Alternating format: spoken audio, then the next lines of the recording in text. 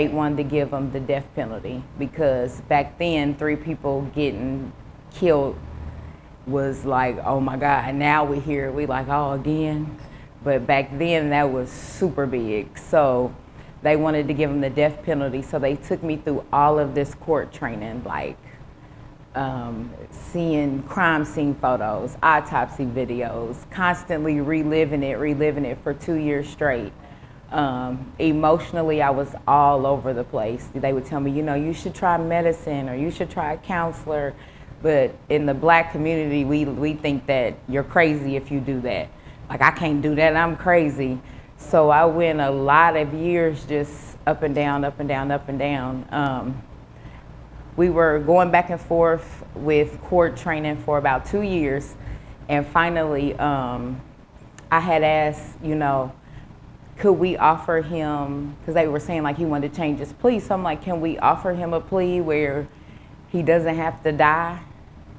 And everybody kind of looked at me like, you know, why would she want to save somebody's life that tried to take hers, but I'm not God.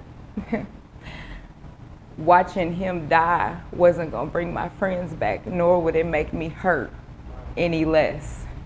So it took me a while. I had to persuade them. They thought I was crazy. But the state accepted his plea, and he was able to plead guilty for a life sentence. You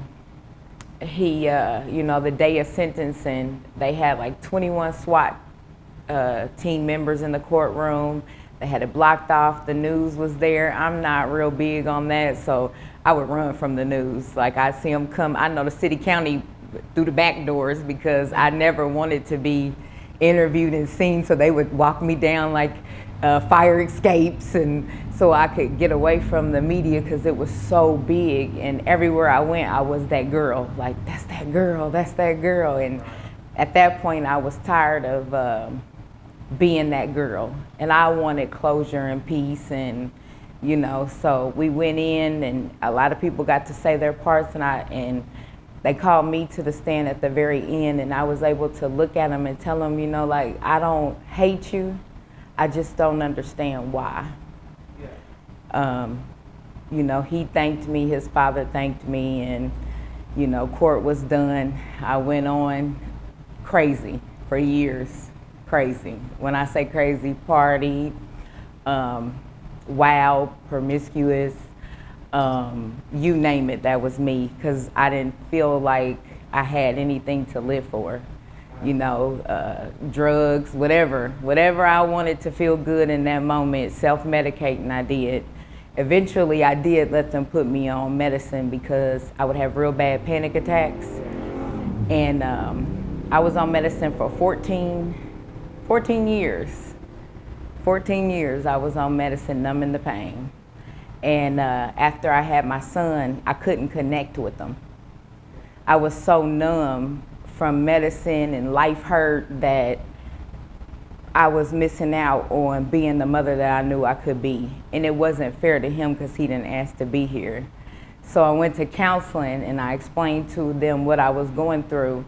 How can I fix this? And they were like, you know, we need to get more. So I had to tell them about my childhood and, you know, being molested as a kid, getting shot, growing up poor, living in the streets, just all kind of stuff. And I'm like, okay, this is supposed to help, but this is hurting. And my therapist looked me in the face and he's like, you know, you need to go through trauma therapy. He's like, that's the only way that you will really be healed. He's like, so you're gonna have to face some things you don't want to. And he was like, the first thing you need to face is what happened to you when you got shot. So I'm like, okay. He's like, you should write a letter. He said, we're gonna act like we're gonna send it to the guy who shot you, and put all of your thoughts, how you feel, how it made you feel, what it did to you over the years. So I'm like, okay. I didn't think nothing of it. I filled out the letter, and the guy who shot me's father is a pastor, and I had a little beef with him because I just felt like he was too supportive to his son. But it wasn't until I became a mother myself that I realized it doesn't matter what your child does. At the end of the day, that's your child. And you're going to support them no matter what. And it took me to have my own, because when I look at Judah, there's nothing he could do that would stop me from being there for him. So I had that hate, and I reached out to him and asked him, can we sit down and talk, because I knew I needed healing. And somebody had gifted me one of his books about what happened and how he handled it.